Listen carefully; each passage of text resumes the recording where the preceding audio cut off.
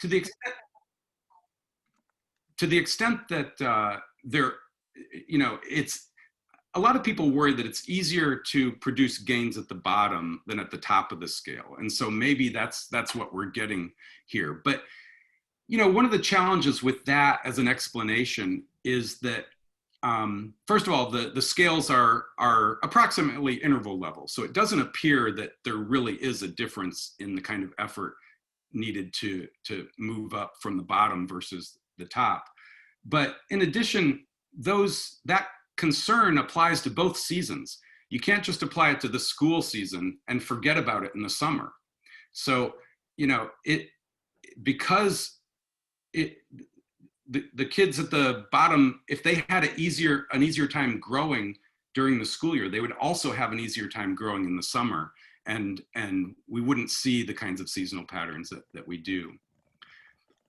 Okay, I want to move on and talk about what explains the mediocre performance of US students on international tests, because this is one thing that comes up frequently that people ask about in terms of why are our test scores so low if our school systems is doing a pretty good job? Well, one of my students, Joe Mary, did a study where he compared the reading test scores of 15-year-olds in the US, Australia, and Canada.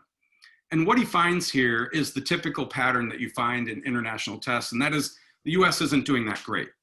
And we're behind Australia and Canada at age 15, and the magnitude of the gap is 0.30 standard deviations. That's almost a year's worth of learning at that stage, and it's really significant. Now, most people would interpret this as, well, there's something about our school system that's not as good as Canada's. We need to reevaluate our schools and reform our schools. But what Joe did that was unique is he took this same cohort of students and he went backwards to when they were 4 or 5 years old prior to starting formal schooling. And he looked at the gaps between the US and Australia and Canada then, and he found that the entire gap that had existed at age 15 was already present before the kids had been exposed to formal schooling, suggesting that it wasn't anything about the differences in schools between Canada and the US that explained the 15-year-olds gap, but the gap was present prior to formal schooling and probably has more to do with things like the country's non-school environment, where the infant mortality rate is higher in the US, the low birth weight is higher, poverty rates are higher, the inequality levels are higher in the US. And why is that the case? Why are all these non-school elements worse in the US? Well, part of it is decisions that we've made about the percentage of welfare expenditures that we are willing to allocate. Public health spending and unemployment insurance is more favorable in Canada than in the US. Basically, what he's suggesting is that the inequalities that we see, we observe in the school system are not clearly a result of differences in schools, but are probably related to differences in the broader social systems and the level of inequality that they have. Okay, I've got a few minutes left, I believe. And so I'm going to talk a little bit about why we don't believe the good evidence about schools, and why it's sort of, I don't think it's the dominant view out there among scholars or the general public yet. Part of it is what I've mentioned before in what I would call a framing, that the traditional framing is, are there aspects of schools that promote inequality? We go into schools and we ask that question, and the answer is almost inevitably going to be yes, that you will find some aspects of schools that promote inequality. But that approach is limited in that you are, it's an unbalanced approach. It doesn't ask whether there are also aspects of schools that reduce inequality. and what are the magnitude of each, so that we can get a sense of the overall effect that schools are having. My recommendation is to ask, how does exposure to school change inequality? And this way, it doesn't presuppose that schools are engines of inequality in the way that I think our perspective has in the past. But it gives it a chance. It certainly allows for the possibility that schools might be producing inequality, but it also allows for the possibility that maybe they are not. So I think our framing has largely produced an outcome that is inevitable. Second, schools, they are an attractive villain and policy lever. They're an attractive villain in part because especially Americans don't like, they like the idea of maintaining a small government, a small state. And so if we can target any reforms toward schools as a way to solve problems, then that can support a small state approach to government, because we view schools as the way to reduce social problems. Even if they're not the source of them, they can be an attractive policy lever, in part because, and also our kids are all there. They're in the schools. It seems like an easy place to go and affect a lot of children all at once. But simply because they're an attractive policy lever doesn't mean that they are the appropriate one. They might be the easiest one to deal with. They might be one where we can get quite a bit of political support. In fact, this is one of the interesting things about schools is I find that, we've got a lot of political polarization right now, but when it comes to thinking about are schools a source of inequality, you really don't get the political polarization there. You get support from both conservatives and liberals. Now they have different solutions to this, but conservatives like the idea of schools as the villain, because then you can sort of focus on school reform, try not to put too much money in that reform, but focus your efforts there rather than on the bigger, broader inequalities that exist. And liberals, they focus on schools also. They tend to prefer to focus on schools as the villain rather than families, because they worry that then we're starting to blame the victim. But like I said, the schools may be an attractive policy lever, but it does not mean that they are the appropriate policy lever.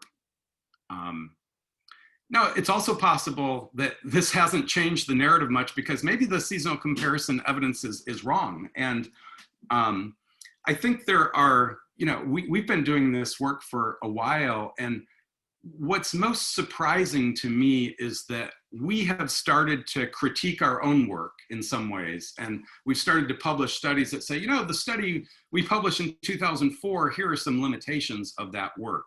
And here are some ways that we think it needs to be improved. What I've been surprised by is that we haven't really had the kinds of critiques in terms of evidence from other people that I would have expected. So for example, in 2016, Dennis Condren and I published this article in Sociology of Education, 50 years since the Coleman Report, Rethinking the Relationship Between Schools and Inequality, where we made several of the same arguments that I'm making today. And it's largely undermining, a big part of sociology of education that has emphasized the critical perspective of schools. And so you would expect that, a lot of people would say, hey, you guys are wrong about the evidence. But then that article, there were 6 commentaries on that from well-known scholars. And what was notable to me about the comments that these 6 scholars had which were all useful and valuable, but nobody came out and said, hey, you've got this wrong. Your facts are wrong. The evidence is wrong. You know, and I think that's really remarkable that you know, the patterns have not really been challenged in the way that we might expect them to be, given the implications that they have for the field. So it's possible that we're wrong about this, but so far, a lot of people haven't necessarily jumped on board with what we're saying, but not because they think the evidence is wrong or the interpretation of the evidence is wrong. So we don't really know. Part of what we would like as seasonal comparison researchers is more people to get involved in the research and critique it and simply add to the scholarship. COVID-19 may have changed a little bit about how the public discourse about schools and inequality proceeds. One thing that I've noticed is this is a really interesting time where, you know, in the spring, all of a sudden, most of the kids went home and their experience of school was very different. And from my perspective, that was clearly a time when, oh, well, inequality is probably going to grow as a result of this because kids are in schools that are more equal than their experiences at home. This is going to be bad for inequality. And what I found really interesting in the public discourse, in most of the articles like in the New York Times, was that that's the perspective they took too, that this kind of event will probably increase inequality. And I think it's really interesting though, because if you start with the assumption that schools are an engine of inequality, then kids going to less school should reduce inequality, not increase it. And you could argue that, oh, there are little, you know, caveats to what's happened with COVID-19 and that the parents are the ones teaching them and all that now. But I really think what COVID-19 has done is revealed that maybe, you know, people do understand a little better that schools are not necessarily an engine of inequality, but the kids who are benefiting the most from schooling are kids from disadvantaged backgrounds. Finally, I want to talk a little bit about what we should do. In terms of schools, I would advocate, let's evaluate schools fairly. I think we are severely underestimating the quality of what's going on in many of our schools serving disadvantaged children. And that when we evaluate them, the ways that we have that are not independent of the kinds of children that they happen to serve, it's demoralizing to those schools. And we should change our accountability systems to be fairer. I'm also an advocate for more school. When you do this kind of work, you learn quickly that school is really a good thing, that lots of good things happen when kids are in school. I think we're all appreciating that now during the pandemic too, that when kids are out of school, it's just not great, unfortunately. But school exposure is a very good thing, and it benefits the ones who need it. It benefits most the ones who need it the most. But if you've been listening to my talk, what you really should take away is that I'm not an advocate for addressing inequality via school reform. That doesn't mean that I think schools are perfect or that they have no warts. I do think schools can be better, and that school reform is not an unreasonable thing to pursue. But when it comes to inequality, I don't think it's the optimal way to address things like achievement gaps. So I think we need to target reform that improves early childhood conditions, because SES achievement gaps, for example, are really largely formed prior to the onset of kindergarten. And so if we're serious about reducing inequality, I think we need to be serious about reducing the inequalities in the broader social conditions that create those large achievement gaps at the beginning of kindergarten. The problem with trying to address it with school reform is necessarily remedial. You're taking a problem that's already large at kindergarten entry, and then you're asking schools to try to do something to reduce that problem. I think it makes more sense to try to prevent those large gaps from emerging in the first place. So what broader social policy recommendations would I make? Well, my wish list is to reform the distribution of rewards that are out there. A lot of different programs that I think would clearly reduce the level of inequality outside of schools, and also to reform the distribution of political power and making things more fair through more powerful labor unions, antitrust laws, gerrymandering reform, election rule, and criminal justice system reform. All of these things, you might look at this and say, oh, well, Doug, those are way harder than some of the school reforms that I'm interested in. And I would agree, you're right. The kinds of things that I want done here are much harder than the school reforms that many of us have focused on. But I also think that this is where the action is. This is where the problem, the core of inequality really comes from, rather than the school system. And that doesn't mean that school reform has no value. It just means that I think optimally our efforts are better spent trying to address these issues. I remember talking to an economist about this at a conference, and she said, well, yeah, maybe most of the inequalities really, maybe it stems from the non-school environment, but there's nothing we can do about that. And, my view is, wait a second, yes, we can do something about that. The level of inequality we have outside of our schools is not natural. We don't have more inequality than Canada just for some natural reason. It's because of decisions that we have made. And my concern with continuing to put energy toward the school reform approach is that it distracts from those real decisions we are making about these bigger, broader social policies that I think we can take responsibility for and can change. So in conclusion, I would say schools are mostly compensatory. At best, school reform is a suboptimal way of reducing inequality. It can be useful, but I think that the energies would better be aimed toward broader social policies. At worst, school reform distracts from the real sources of inequality and actually slows our efforts.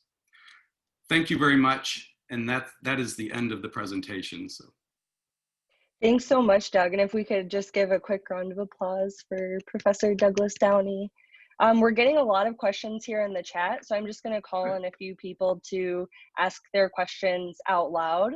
And just in case we run out of time, I just wanted to let everyone know that following this, we'll be having a coffee chat with Professor Downey at 2:30 p.m. So I'll put the Zoom link for that in the chat if anyone's interested. So David, I know you had a question. Do you want to jump in?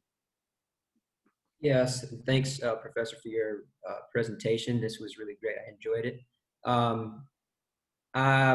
I really loved your last couple slides in terms of policy recommendations. I wanted to ask, so just setting aside whether schools themselves are a source of inequality for the accumulation of human capital, because it seems like you were talking largely about inequality in terms of education. My question is, are schools a source of inequality for the accumulation of wealth? In other words, whether or not schools are equalizing in terms of cognitive skills, isn't necessarily the case that they're equalizing in terms of the accumulation of wealth. Like basically what is known about the extent to which schooling would translate into wealth for initially poor, rich kids, or also biracial groups. The reason I'm asking that question is in light of the fact that you're largely saying, it's really the wealth gaps that seem to be driving the educational differences. What it sounds like, it sounds like there's some kind of cycle happening, right? So yeah. I just wanted you to speak on that. Yeah, and it's a bad cycle. Part of the reason that we've been focusing on the reading and math skills is that they matter. They matter. How well a kid does in those skills tends to influence how well they do in school, and it influences whether they graduate high school, and it influences their success in college, and it will ultimately, especially their math cognitive skills end up playing a pretty, a notable role influencing how much money they make, which influences their wealth. So you're right, you see this sort of, feedback loop that you're talking about. And one of the questions is, well, where do we intervene and stop that feedback loop from happening?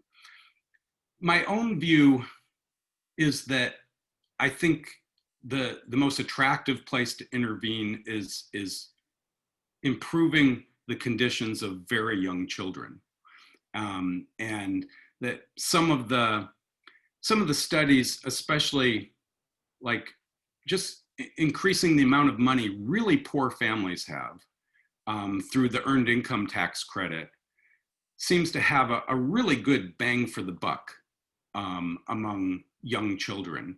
And so I'm an advocate of things like that. I think I think we have a lot of hidden aspects in our tax system that make our inequality bigger and longer. That, our stratification ladder is long and thin, and it doesn't have to be that way. My own view is let's change some of those things, and that will immediately improve the conditions of very young children. And I think that will definitely improve their long-term income and wealth prospects, and change that cycle. And I know that Jeff has a question, and then I'll turn it over to Steve to close us out for the day. Hi, Doug. Thanks for a great presentation. I have two questions, but I'll ask one and then give some other people a chance, and then maybe circle back later to my second. And I'll preface this by saying that, like, I agree with essentially your entire argument, and in fact have used some of your measures like school impact in my own research on neighborhood effects, and found findings very consistent with your broader argument. But there are things that sort of continue to puzzle me. And so one of those is that, when you talk to wealthy parents, right, they're all trying to get their kids into the best schools, right? Many of them are paying, insane housing premiums, to be one block over in a district that's widely perceived to be like very high quality.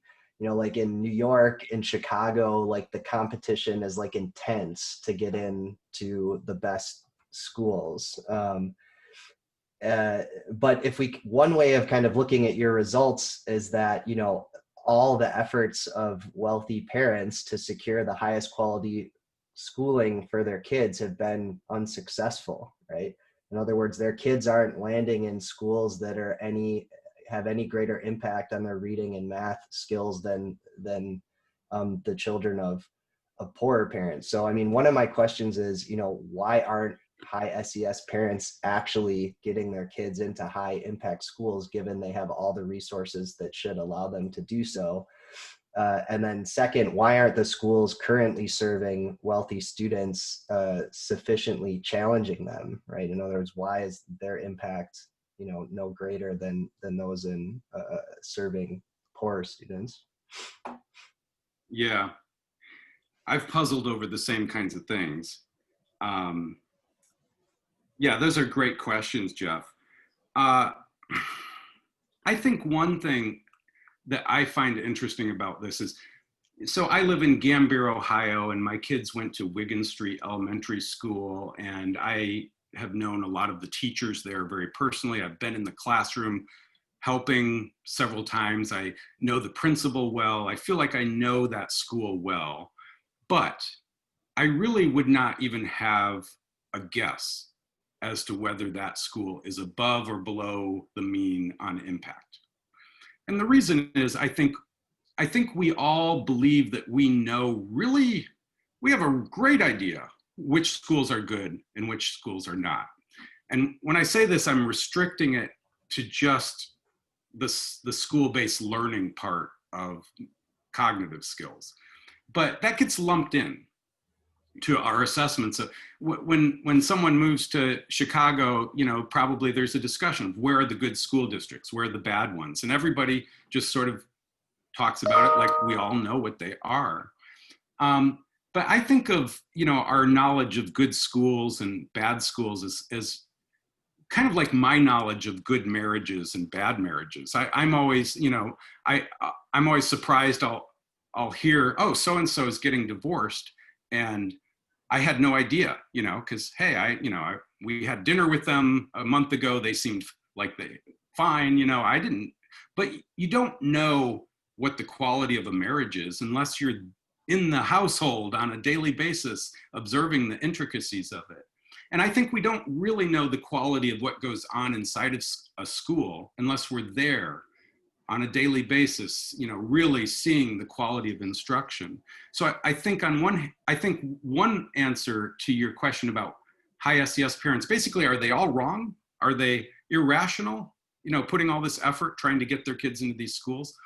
Well, in terms of just assuming that their kids are going to learn more math and reading, I think they're overestimating how much better their kids will learn. However, schools also specialize in how they serve kids. So if you've got a school that serves mostly advantaged kids, they're going to have third-year French and lots of AP classes. And that high SES kid may actually do better in that school than if they went to a school that serves mostly disadvantaged kids. So what the impact measure assesses is not so much, can I take this high SES kid, pluck them from this school, put them in the low SES school, and will they learn the same amount? They may not, because the school serving low SES children specializes in meeting their needs. But what it does is it provides what I think is a fairer measure of how does a school do with the kids that it happens to serve.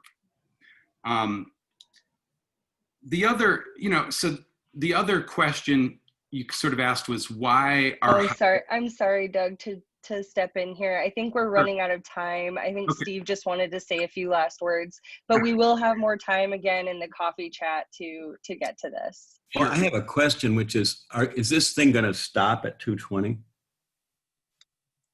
I mean, are we going to be cut off automatically? No. Because I would like to make a point that I'm hoping maybe Doug would have a chance to respond to. So I don't know, we'll see if we have time. But so, of course, I'm a huge admirer of Doug Downey's work. And the seasonal effect estimation is absolutely brilliant and is foundational for anything we want to understand. What Doug has done is taken the Coleman report, which has had such a tremendous effect, casting a shadow really over the idea that schools can matter for so many years, and changed the question. So Coleman asked, do school differences make differences in outcomes of children? And what Doug has asked is, does going to school make a difference? And that's a very fundamental shift, and it's a good one. It's one that I've taken up myself in my own work. And Coleman, I think, was right, but he was misinterpreted. School differences didn't make much of a difference. And we saw this in survey after survey, study after study. But he's no longer right because things have changed. We now have evidence that from randomized experiments, that some schools are dramatically effective. Schools that serve entirely all Black, low-income families can be extremely effective. This evidence, I'm talking about studies by Joshua Angris and his colleagues, Roland Fryer. There's a number of other studies. Derek Neal, who's a member of our Committee on Education, in his recent book, summarized the evidence. We summarized it, my colleagues and I, in our book on the ambitious elementary school. And I would argue that school reform is the most promising way that we have. I'm in favor of every way we can, and I'm certainly in favor of improving the social conditions that kids live in. But the effects of these schools and the effects of some of the interventions that we now have, randomized trials, are bigger than any effects that we see from out of school interventions. Moreover, if we turn to the preschool, we turn to how do we close the gaps that exist when kids enter, the best evidence we have about how to do that is to give them good preschooling. So I guess I just wanted to register that while I totally agree with, let me just say one other thing. In my review article in the Annual Review of Sociology, Robert Eshman and I argue that exactly what Doug says is true, that going to school early helps kids. But as they get, because kids have fewer learning opportunities in school and at home, as they get older, it switches. At some point around secondary school, going to school actually helps high SES kids more than low SES kids.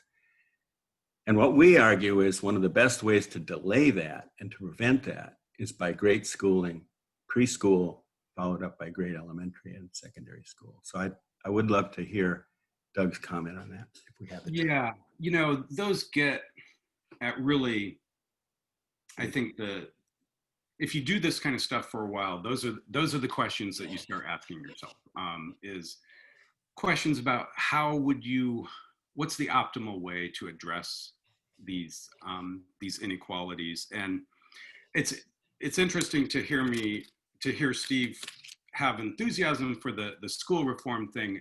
And so here are my thoughts about the school reform approach.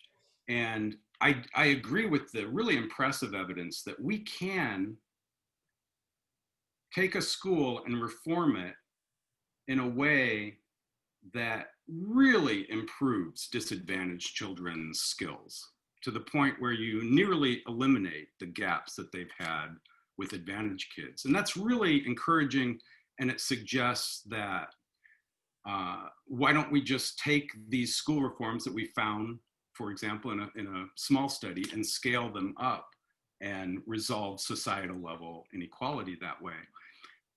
The challenge I see with that approach is that what my understanding is what those studies demonstrate is that if you provide this treatment of a really good school to disadvantaged kids, that they will improve quite a bit and close the gap with advantaged kids. But you're not giving the treatment to the advantaged kids also. So disadvantaged kids are getting a really good school treatment. Advantaged kids are not, and we're closing the gap. In fact, you know, my reading of some of those studies would suggest, like the KIPP studies that have been very successful, part of why they've been successful is that the kids will go to school about 1.5 times as much as kids in normal traditional schools. So if that's a reasonable sort of metric for understanding how much better the schools would have to be for disadvantaged kids, then I think what we would have to do is we would have to have disadvantaged kids attend schools that are substantially better than the schools that advantaged kids attend. My view is right now, the schools that disadvantaged kids are attending compared to the schools advantaged kids are attending are not very different at all in terms of how they promote learning. But to close gaps, we would have to provide the treatment to the disadvantaged kids and really deny it to the advantaged kids. Now, that's a possibility. I mean, it's theoretically possible that you could have the disadvantaged kids in our country attending schools that are clearly much better than the schools that advantaged kids serve. But my own view is that's so politically difficult to do. In Ohio, we've had like World War III battles just to try to get equal funding for schools, for kids, schools serving disadvantaged versus advantaged kids. So, I think if you use schools as your lever, your policy lever in that way, the schools can't just be equal that serve advantaged and disadvantaged kids. The schools serving disadvantaged kids would have to be substantially better in a very obvious and salient way to everyone.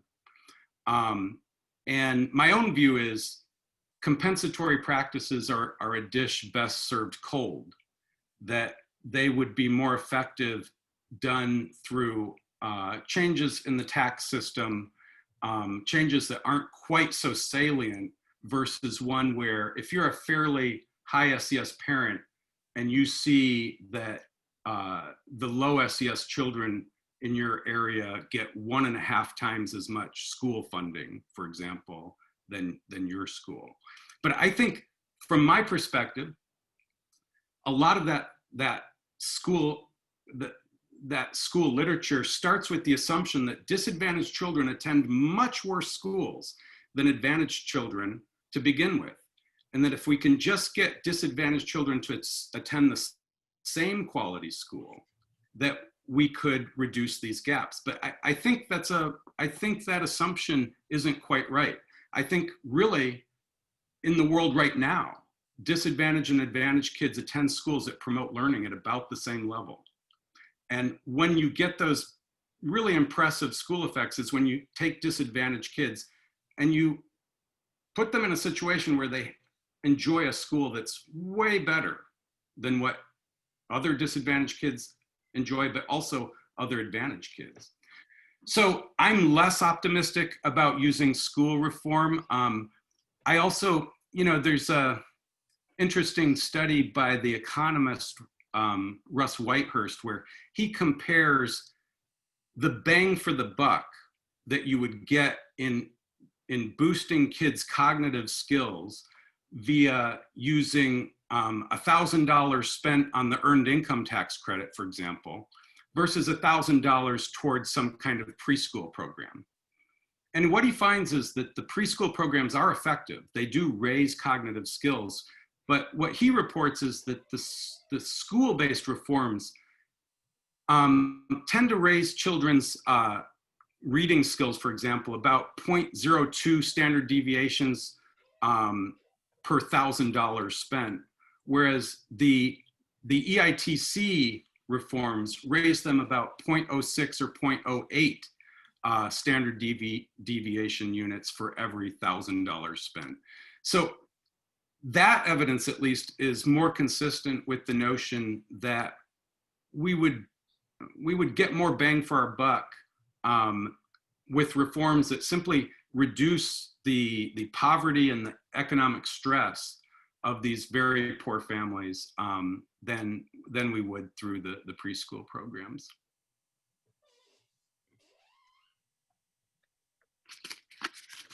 Okay, thank you so much, Doug. I know we still have a lot of questions and thoughts, so I just want to say once again, we will have a coffee chat after this. It is going to be on a different Zoom link. I'm again going to put that link in the chat right now.